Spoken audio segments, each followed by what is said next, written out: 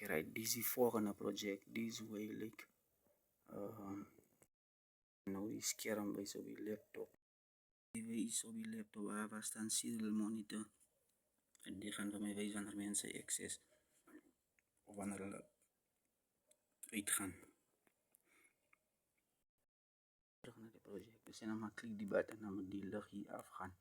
En dan maak je die relay uit. Gewoon die slot en bij die deur. Dan maak je open. Dat betekent dat je kan uitkomen. Maar die button is, als je binnen die gebouw is. Dus als je die button drukt, maak je slot open.